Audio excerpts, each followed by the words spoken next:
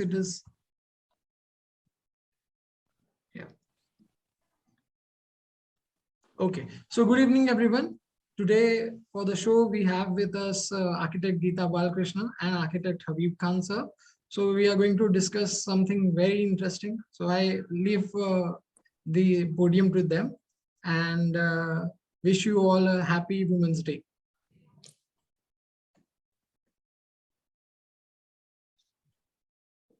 Hi, good evening.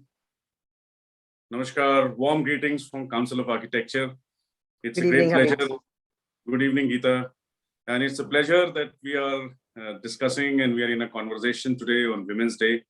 We at the Council feel the prime importance of every member of the fraternity is to promote architecture amongst non-architects, society in general, common people, and to tell them how important architecture is in their lives, how it improves the quality of life, and also increase the awareness of architecture amongst common people, people who are untouched with so-called architecture and architects, because it is primary responsibility of any regulatory authority, professional association, and architects to make aware of this very vitally important element of our practice and of our profession.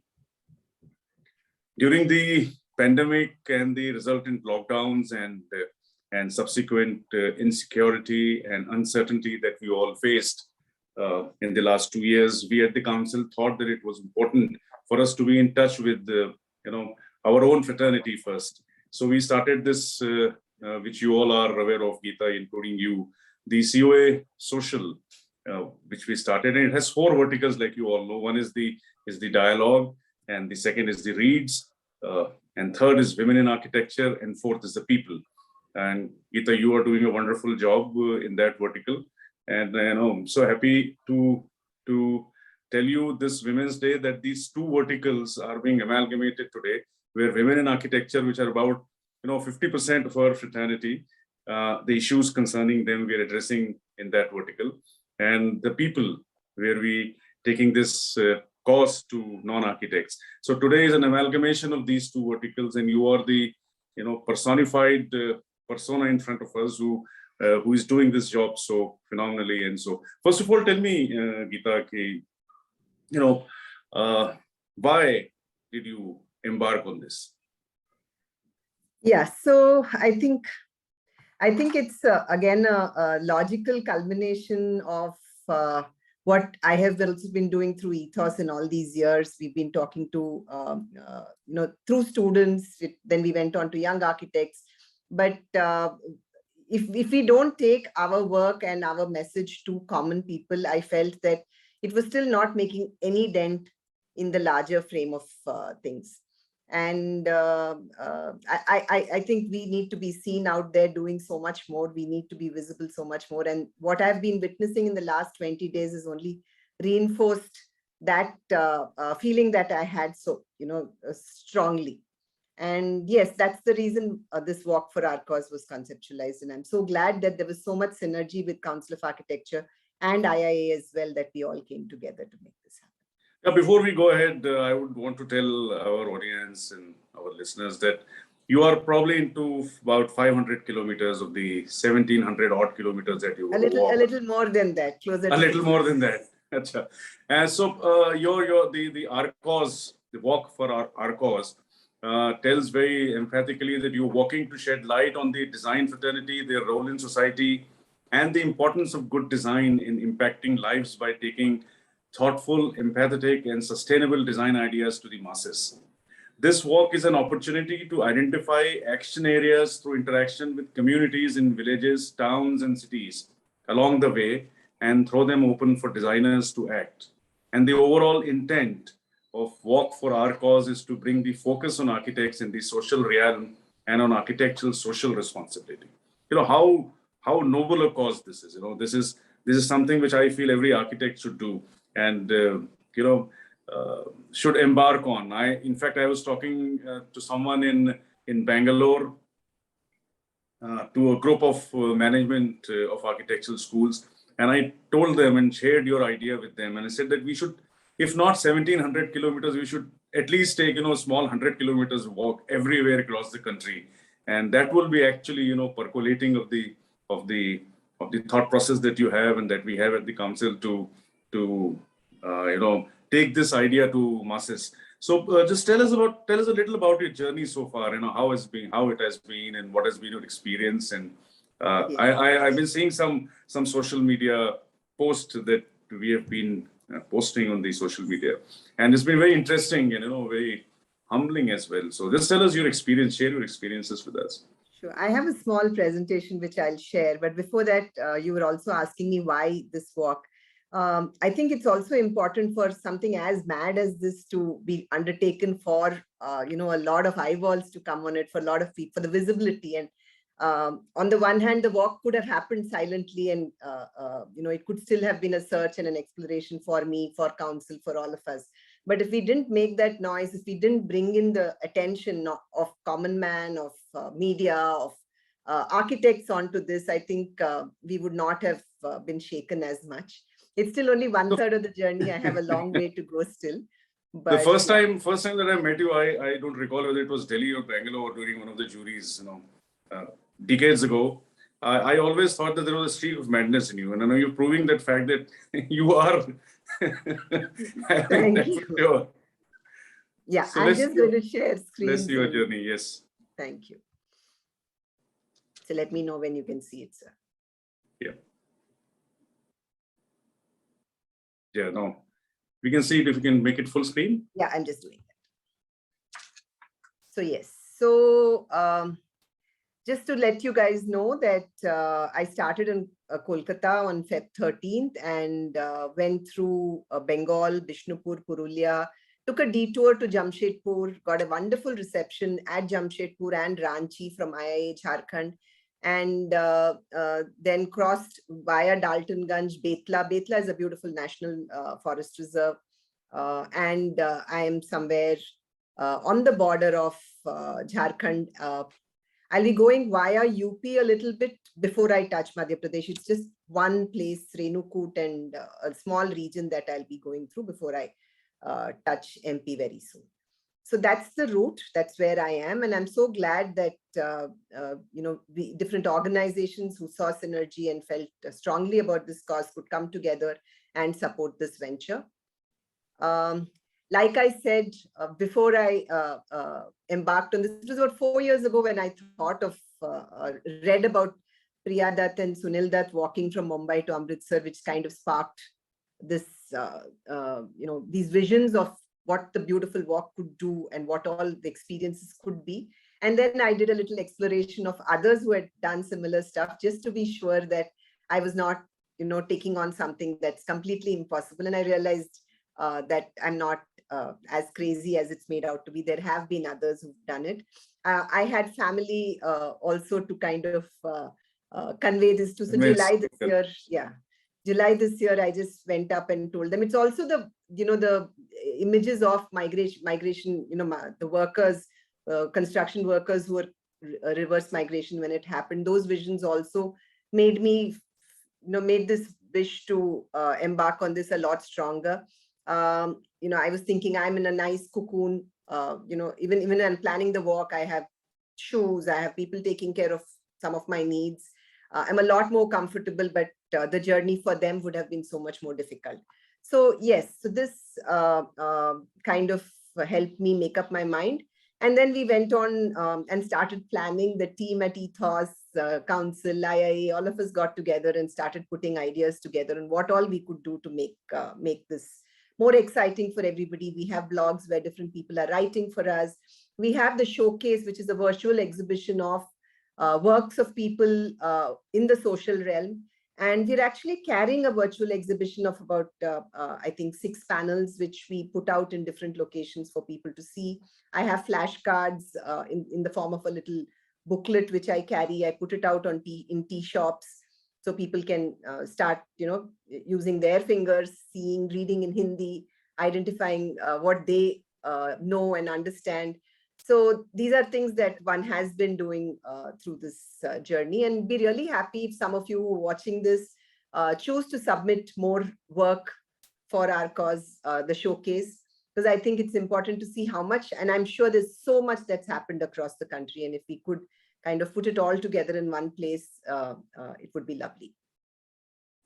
So this was the flag off on 13th of Feb. Unfortunately, Omicron was not completely out of our way, so we had to keep it small. People from other cities could not join us, but in spirit, they were all here, including Council and you, Mr. Habeeb Khan.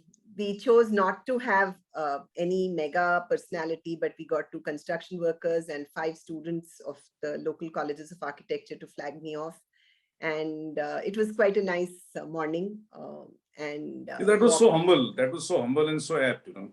Yeah, I think they are you know, the silent workers behind the scenes, the construction workers, and of course, students are the future flag bearers for tomorrow. So we thought we should do that. And the most neglected as well. Most neglected. Yes, yes. There were many who did think they would walk some of the kilometers with me, but I think they probably joined for a little distance and moved on. There were 2 architects who are behind me who can't be seen in this image, Preeta and Rashni, who walked up to the end of Howrah Bridge. And of course, because they would have to walk back or take a vehicle back. So they stopped at about 8 kilometers and we forged ahead and moved on. These are some images of construction workers along the way. And I'd like to make a point here. When I spoke to some of them, I found they didn't even know what they were building, what that project there was. They said they were just told to build this wall or carry the load of sand or bring in bricks, and that was it. And that kind of also shook me up a little bit, that people who are building, who are actually putting that edifice up, don't know what they are really doing. And this is something that I've been saying in different places. If some of us architects can decide that we will record the name of every person who works on our site as a kind of ode to the different workers and different people who've played a role, I think it's just a token of gratitude. We don't have to put up a chart out there or a plaque out there, but at least just keep a record of everyone who's worked. It can be a silent gratitude that we are giving to. Absolutely, absolutely. Actually, we as architects actually do not orient them. We don't make them a part of the team. Project, so they're not the entire project. They don't know what they're doing actually. So there is no pride. There is no pride. There's no pride. There's no involvement. Right, right. And one thing that struck me a little unusual, which I'd like to explore when I get back to Kolkata, is I was told that there are no women workers on sites in Kolkata. I was looking for a woman worker to flag off my march, my walk. And that's when we started exploring. And what is the reason behind it? What is the reason? I'm not sure. That's why I said I need to go back. Even I was surprised that architects also hadn't noticed that as much. It's only when I asked, they said, "Oh, let's find out." And then we found that there are no women who work on sites.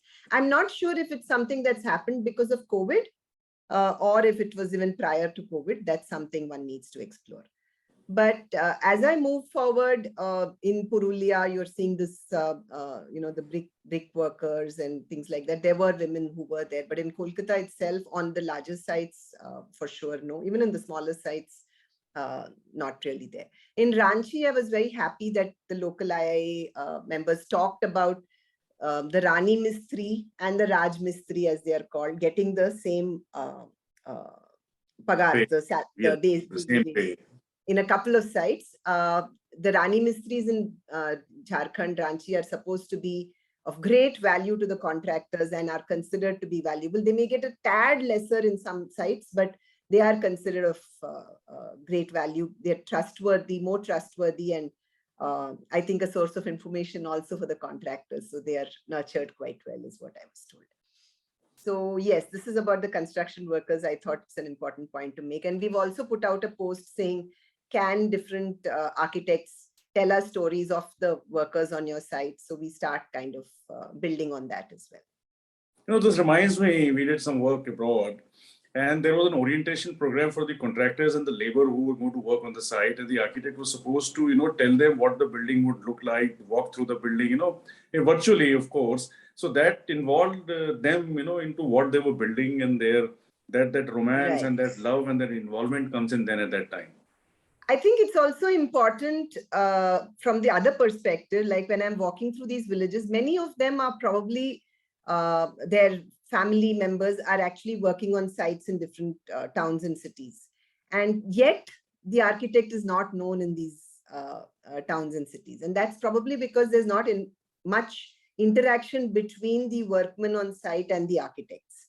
If there was, then the workers and the laborers and the masons would go back home and say, architect the jo jinhone aisa bola, or he or she is somebody who's giving us inputs on what we need to do, or helping us improve our skills, or being good to us, and so on. So that's also something that's not happening enough.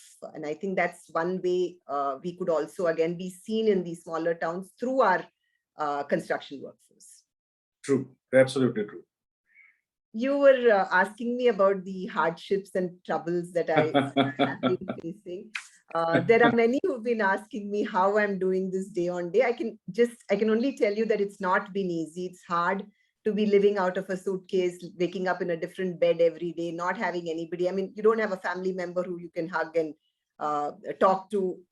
Talk to over a phone, yes, but not share a cup of tea with on a daily basis. My husband. So are they not following you in the following vehicle? They're not following you, or they're not with you? They are my family just now. There's a videographer, there's a photographer, and there are two logistics personnel who help manage the travel, in the sense of making sure that we have a lunch space, we have a accommodation, decent accommodation, clean bed and a clean toilet at the end of the day, and things like that. Yes, so there is a team, 4 members who are with me, but not really immediate family, or they've become my family and friends for the next absolutely 2 years. Yes. Yeah. But how do you mitigate the walks that you're doing? Sorry, sir. I said, how do you mitigate the long walks that you're having, 30-35 kilometers a day? What about your soles and feet and legs? How do you manage that? I'm discovering pains that I never believed existed. So yes, I had done up to 3 days of 30 kilometers as a trial in Kolkata, but doing day after day after day is different. But I think the body starts adjusting. I had very, very severe Achilles tendon pain, right leg, ankle pain when I started. And hence I didn't do the running. I was only walking for a few days. Then that kind of eased in. It started, getting used to the amount of walking that I was doing. Now I've started running and walking again. I never had shin pain before. I suddenly one day started discovering shin pain. Then I realized that supposed to use a particular roller, and someone advised me about using a hockey ball and a golf ball to massage certain parts. Yeah. So I'm doing that. I also had a session thanks to IIH Jharkhand and Nalin Goyal at the Tata High Performance Center in Jamshedpur. They gave me a few tips on stretches and so on.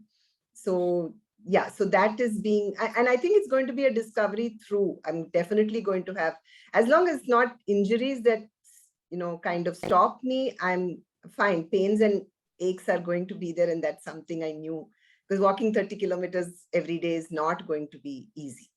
Wow, that's something. But are you taking a break, a day off in between, or it's a non-stop? Every 5 days. Today is my day off, and I'm glad I'm not in shoes and tracks and I'm wearing a salwar kameez and sitting casually. Okay. So every 5 days you're taking a break? Yeah, 5 days or so I'm taking a break. What is also, my husband is going to be joining me in 20 days. In fact, he's practicing keenly to be able to keep pace with me for about 10 days when he comes in. He'll join me somewhere near Rewa, I think, and probably will stay till Gwalior. So I'll at least have some company around that time. And are you also jogging, running, or only just walking? Yes. So I think the shin pain made me realize that I was not used to running every day. Even earlier, I would do about 3 to 4 days of running. But I had started running every day. So I do 300 meters of running and 700 meters of walking. And 300 meters of running is fairly fast, so that the pace, I need to stay on my feet maybe 1 hour less than I would if I was only walking. But then I realized that I should not be doing it every day. So I do it every alternate day. So tomorrow would be running, day after would be walking, and so on. And then Sorry. Yeah, please, please. No, I was asking you, you would have crossed so many tier 2, tier 3, tier 4 towns, small villages, hamlets, and so on and on, on your way, on your everyday walk. So what is the acceptance of architecture? Do they know what architecture is, what architects do, or are they aware of the term architect? Unfortunately, not really. So just to end the last part of what I was saying, that it's the smiles of these people, the the love and the conversations that I'm having that make me really I'm looking forward to what the next day is going to reveal to me, and that's what keeps me going. So no, talking about whether they know enough about architecture, sadly, no. There are people who, when I ask them, Naksha kaun banata hai ghar ka, largely the answer is Raj Mistri. And if I probe a little more, they come out with the answer engineer. And then I come out saying, have you heard of Vastukar? And they wouldn't have. Maybe Vastu Shastra ka unko knowledge hai. So they start talking about Vastu Shastra ka kitna mahatva hai and all that. But no, architects, hardly. So there are, in fact, in Vishnupur, Dulal Mukherjee, architect Dulal Mukherjee has done a hotel. In Daltonganj, I saw for sure an architect designed school. I'm not sure who's designed the school. I met an 80-year-old architect yesterday, incidentally, not an architect by qualification, but an engineer, a civil engineer. But because he was prior to 1972, 5 years prior to 1972, he's an architect, and he's the father of Ritu Agarwal. She's a faculty member at DIT Mesra. And in fact, I've got a video recording of that for you, because he mentions the council and mentions the date on which the act regularized him as an architect and so on also. So yeah, there are very few architects on this whole route, and nobody really knows who an architect is. In maybe schools, there are, in schools which are private schools, CBSE kind of schools, is where maybe they have heard of architect.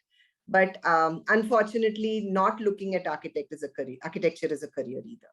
So it is a dismal kind of state of affairs.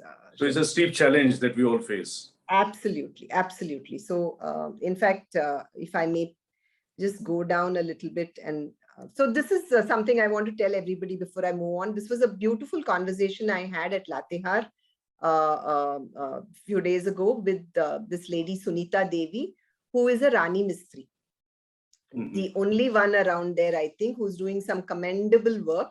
And on Women's Day, we've released a video as part of this campaign. This interview has been released, and I'd really like all of you to certainly watch it. I'm just going to, so these are some of the conversations and discuss, the one on the top left, this gentleman is a guide at the Anandpur temple. So that's something, again, on conservation, that's another conversation we need to have at some point. In schools, I noticed girl students a lot more active, responsive, and wanting to know more. And I'm very happy on that count. This was a Adivasi community that I spent time with, and again came back feeling wish we could do more. When I stop for my stretches, or I'm having having my breakfast, I stop at a tea stall, like I told you, and then a crowd gathers and we get talking and talk about architects. I'd like to show you a video at this point. I'll have to move ahead because since you asked this question.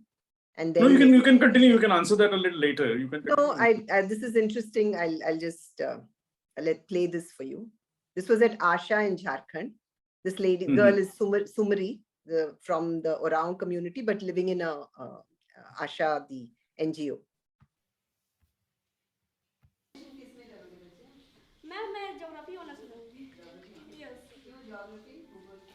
Ma'am मेरा ये favourite subject है, मेरा अधिकतर marks इसी में रहता है। जो भी मैम हमको पढ़ाती है उसमें बहुत अच्छे से फोकस करती हूँ, और मुझे अच्छा लगता है ये पृथ्वी के बारे में, इन खेत जमीन, ये पहाड़, नदियाँ, पानी, हर एक चीज़ के बारे में जानना मुझे बहुत अच्छा लगता है। या फिर आप देखिए तो अंतरिक्ष में भी ग्रहों के बारे में पढ़ाया जाता है। नीचे अगर अब जाएंगे तो बहुत सारे से होता है, बहुत सारे खनिज, उनके बारे में पढ़ाया, तो मुझे जानना बहुत अच्छा लगता है। So the point I wanted to make through this, Habibji, is this girl is a girl studying in a small village government school, knows not just the word geography, not what geography contains, but how her associations with nature, with land, make her want to study geography. And I think this is the kind of love we need to bring in for the field of architecture amongst these students in different places. And I think it's so important to do it regionally, and not just because right now architecture is considered to be an elite profession. I'm being quite kind of frank and blunt. It's considered to be an elite profession, and we really need to go down to these places and get them to feel the same love that this girl felt for geography, for shelter, for architecture, for built form as well, because they are Absolutely in a built form almost all the time. They are right. within a, yeah. So But she was such a, such an involved girl and such a bright girl, and the way she was speaking, it clearly reflected her love for that particular subject, the way she was talking and the way she was excited about it. And I wish, they talk of architecture also like this someday. I'm hoping in the next 40 days I'll be able to see somebody like that. But what has been interesting is that I do look out of place when I'm walking and running. I am I wouldn't say I have this bandana. It's all what is required for me to help me walk. It's not a fashion statement as much as what I need. Necessary.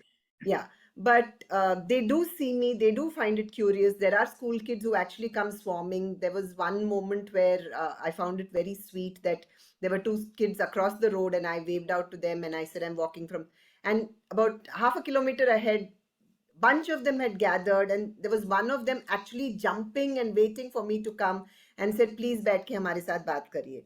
And I sat and I spoke to them. And the point I'm trying to make is the fact that that's when I told them I'm an architect, and they got to know there's something called an architect. And they didn't, when I asked them what they want to be in life, they knew only of teaching as a profession, really, other than daily wage jobs, or maybe a doctor or an engineer or whatever. But something that they could relate to was only teaching. And seeing me, quote unquote, may have been a little glamorous for them. And I think it's important for us to somehow communicate that beauty and that the speciality about our profession to these youngsters, so that they know besides teaching, maybe they start hearing of architecture and architects so much more, and maybe going through the teachers, because then I wrote in their notebook, because I wasn't going to their school. So I wrote in their notebook where their teachers can find more about architecture and explain to them and so on. So I'm thinking council through the MHRD, if we can get, to spend time with these teachers when they are being trained. I'm sure there are teacher training programs that happen for school level.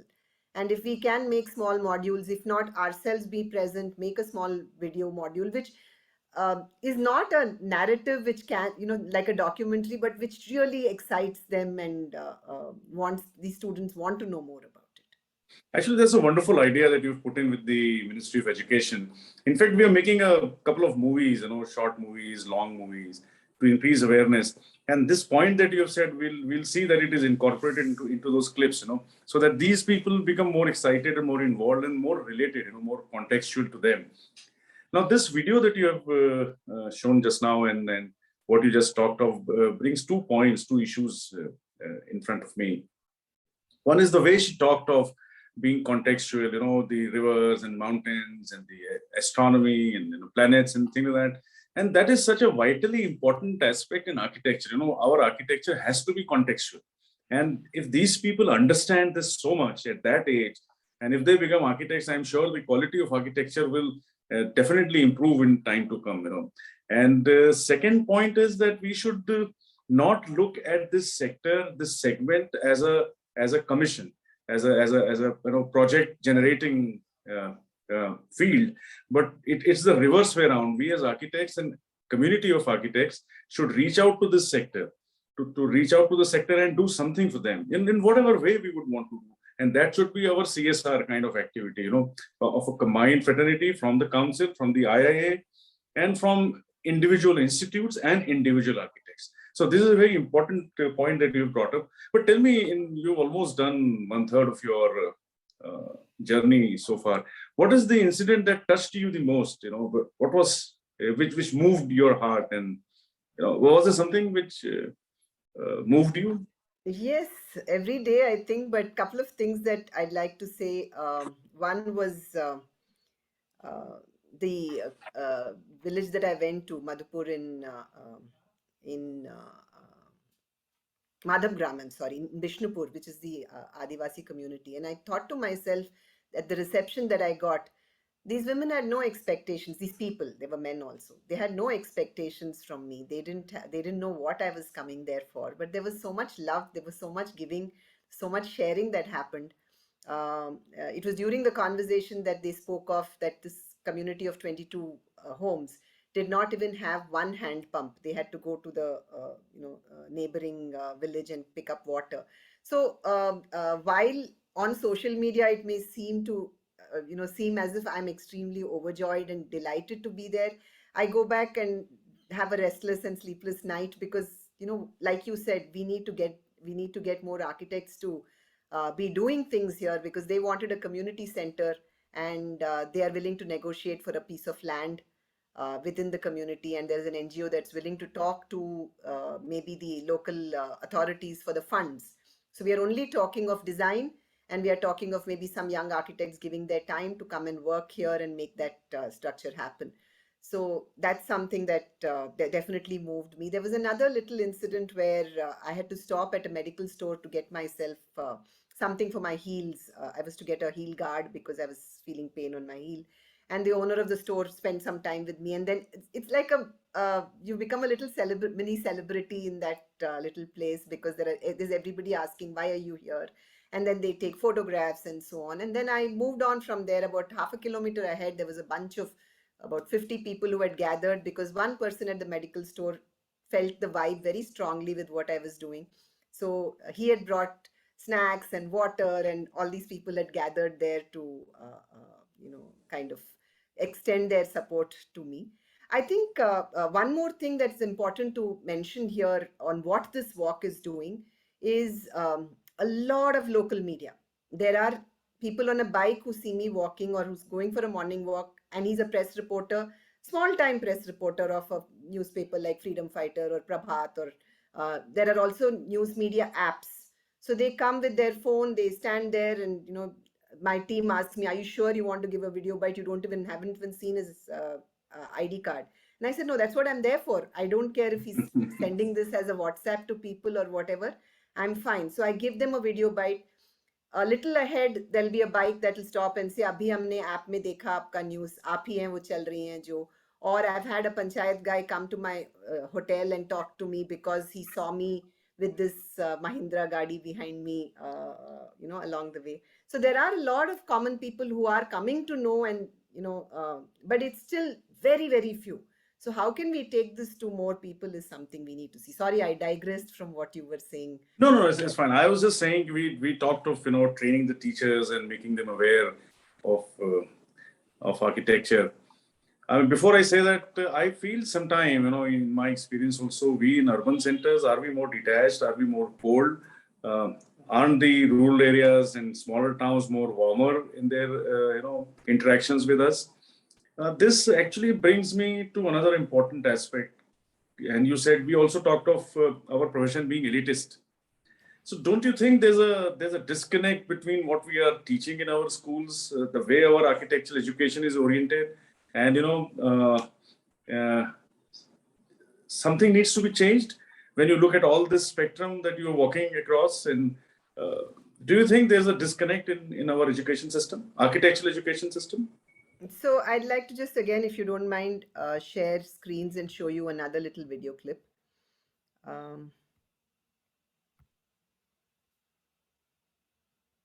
Here we are.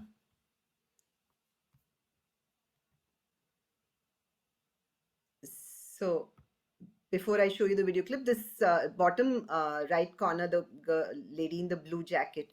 So this was a place called Banalata, which is in Bishnupur in West Bengal, which is run like a cooperative resort. There are 500 women who are doing various things in that resort, including organic farming. They are the ones who cook, maintain. There are small shops and so on. Very, very happy community, it seemed, run by a private enterprise, of course. So this girl in blue is speaking in the next clip. I'll just play it for you. Anjali. বাড়ি ভালো গরমের দিনে মানে ঠান্ডা হয় আর ঠান্ডার দিনে গরম হয়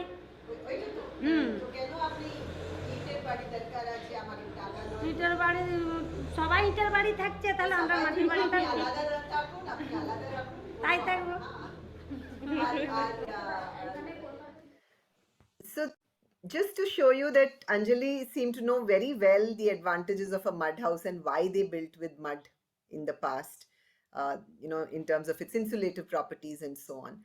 And this native intelligence is something that we seem to be, losing as a heritage also as we go along, because these people are also moving very clearly towards brick and concrete and pakka homes, as we call them. In fact, that has become vernacular now. I mean, it's more easily Right. available, cheaper, Right. that Right. kind of thing. And that is Right. When I unfortunate. ask them, they have very clear, they say, how can I sleep when my roof is leaking so much, or when I have to spend so much time maintaining my home and so on. So without a doubt, they want to move ahead. But at the same time, there are advantages to the conversations that I have. I carry presentations called Mera Ghar with me. I spend time showing that to them, showing design as a career or design changing lives. I have 3-4 kinds of presentations. But when I talk to them on Mera Ghar, I tell them, it's important for you to look at why you did certain things in your old homes and see what you can take from there to your new home, and not just go ahead and build like your friend has built or somebody else has built and so on. Talking about education specifically, I think it's important for us to contextualize and regionalize our syllabi if we can. And I'm not sure, I know it'll be very complicated for the council, but I think we really need to find a way. I know you have flexibility in the syllabus, but can we mandate that flexibility needs to be used by every college and not just Absolutely. Absolutely, we should do that. I mean, in fact, the new education policy would mandate that. There's so much of flexibility of many streams coming together, you taking different credits, and so on and on. So I'm looking forward to the NEP to liberate architecture education specifically. But whatever this girl Anjali just said, it takes me maybe an hour-long presentation in so many schools and so many forums to just tell our architects that this is what is needed in architecture today, and the local materials, the contextual materials, the vernacular materials. Actually, we are reinventing the wheel unnecessarily and failing in it. So, and like you and also said, like you said just a little while ago about architects should not be looking at this as a commercial initiative. I think they should be looking at it. They are gaining out of going Absolutely, to these places, yes. and learning, and it's something that will enhance their practice if all of us do it conscientiously and as a exploratory process also. It's something they will learn so much from and take back to their practice, which will enrich their practice also. And I think Absolutely. overall India's landscape could change if we all get down to doing it. And it enriches your own soul. It makes you a That's better human. It makes you a better human, and then it takes you down to your own roots where you come from. So I also feel the vernacular is taught. Vernacular as a subject is taught in many curriculums, universities. It's there in the council academic schedule as well. But I think it is taught very superficially at the moment. Right. The administration of vernacular, the other part of vernacular is exempted from what we teach vernacular. But that's a long way. I think each institute, unless they go through the experience that you are going through, will not understand the importance and how to do it. So that personal experience of going through what your journey is will make institutes and teachers understand how to incorporate this into their curriculums. Phillips. Talking about superficial, I'd like to bring another thing that I think is a tad superficial in the way we architects do things, which came through in an exposure session with Deepshika. It's an NGO in Ranchi, where Deepshika is working with the physically and mentally challenged children. And their own building is probably the only building in the whole of Jharkhand, they proudly say, which is got ramp access all through. But at the Tell me same one time, thing, Geeta, on a lighter note. I mean, you're playing all women videos. Was there no men interaction happening, or oh it yes, there didn't are. record, or is it There are. because Women's You Day? will see. You will see. This being a Women's Day session, I thought we'd bring in women speaking. But there are some some gems from men too, including very recently. No, I'm just on a Yes. lighter vein. Yeah. But on the bit of universal architecture and barrier-free design, we felt that we were, as architects, and maybe even the BIT Mesra students were present, faculty were present at Deepshikha, and we were talking about again how important it is for this to become a mandatory part of the curriculum as well. Universal design. I know it's a elective that people could choose, and then there are colleges that say that we are asking every project to become part of to have universal access, but then it becomes an apology of a ramp or an elevator being there, and that's all they think is required, while actually universal access means a lot more than that.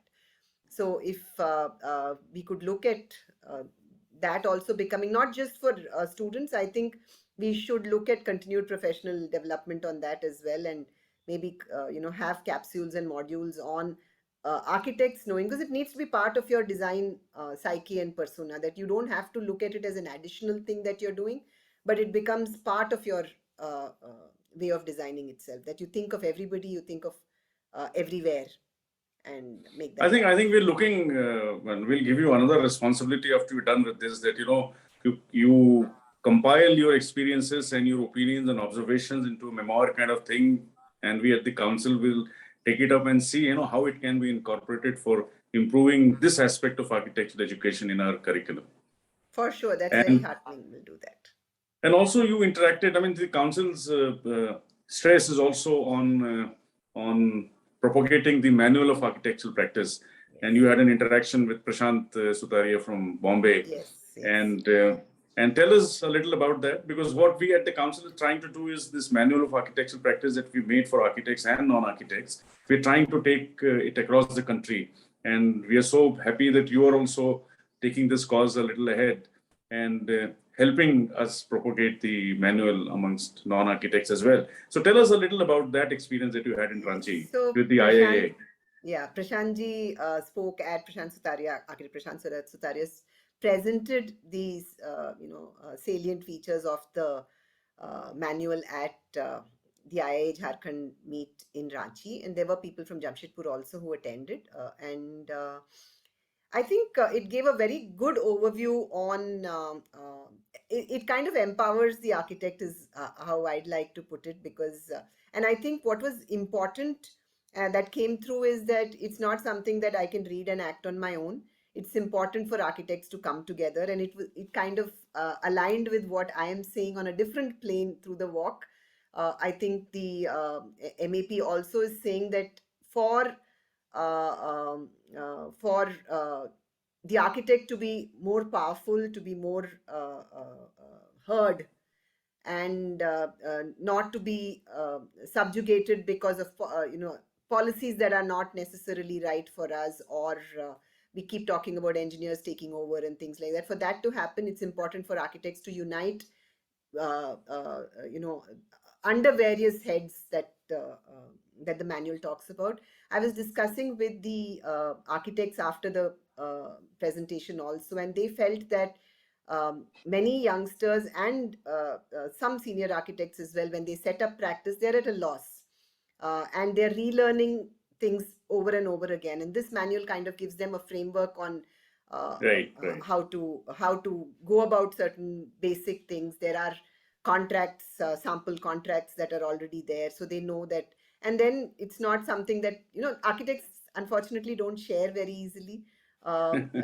They keep certain tricks under their sleeves, and it's true not just of architects but all professions also, I guess, because you want to move a little ahead than the others. So here there is a framework that's available for everybody to begin from, I guess. I think one more thing that occurred to me, which again resonated with what I have been saying, is marketing yourself. there Branding, are you certain said. norms. Yeah, there are certain norms the council doesn't allow, and the government also doesn't allow so many of these things. But if that's why I bring it back to saying, if the council can help market architecture as a profession to begin with, I think that will be a big Yeah, issue. it's a long way to go, and we just started. We just started one small step, and let's hope it'll be carried ahead as well. But the other side of the coin is the common people, non-architects, also know from this manual what is to be expected from an architect, Right. which will Which is overall all, improve the quality of the profession. Yes. which is again a mandate of the council also, to tell them that you Yes. can demand these things and you cannot demand these things. It's beyond Basically, that is the mandate of the council, to protect the common man common from man. the. So yes, So, a good job done by the panel that worked on this. I think absolutely, they really did a worked hard. phenomenally wonderful. Yeah. Absolutely, they did a phenomenal, wonderful job. So we're almost at the end of the conversation. Before we conclude, do you want to say something? Any message that you would want to give to our fraternity, Yeah, or whatever you would want to say to our friends? just that I have another 40-45 days to go, long way to go still. So bear with me, and I'd love to hear from you on if you want certain questions posed along the way, certain discoveries to be made. I'll try. I can't promise that I will be able to find the right audience and so on. But if it can be something that I'm crowdsourcing prompts. By prompts, I mean, how do I begin a conversation? Who do I talk to? And I'd love to hear from you if there's something that you would like answered and you would like heard from the common man along the way, common woman along the way, as I have to say today. And yes, so I would love to hear from you, and do follow us and keep encouraging. Yes. Yeah, that's my appeal as well to our fraternity, that I mean, at least be with you in spirit, if not physically there, and keep liking your post, liking the COA Socials post and Ethos post and so on, and keep encouraging you and your team to be with you in this, I would say, a little tough time, that because the summer is setting in and the sun is getting harsher. Hotter, yes. And as you reach north, probably it'll get more polluted as well. And when are you reaching Delhi, by the way?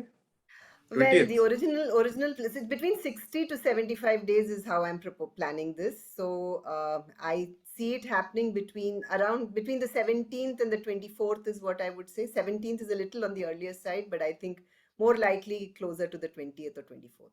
I'd like it to be on a Sunday. That's why I'm saying 24th, so that many of us can walk together on the last day. Yeah, we'll all walk together. We'll receive you, we welcome you on the borders of Delhi, NCR, and then we hope to have a larger function, there, where all architects of Haryana, Delhi, and UP would be invited, and I am sure we'll have a good time there and share your experiences as well there. Look forward.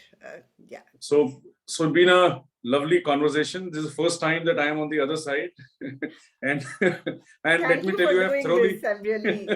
I'm thoroughly enjoyed. I think being on the other side is much better, than answering questions.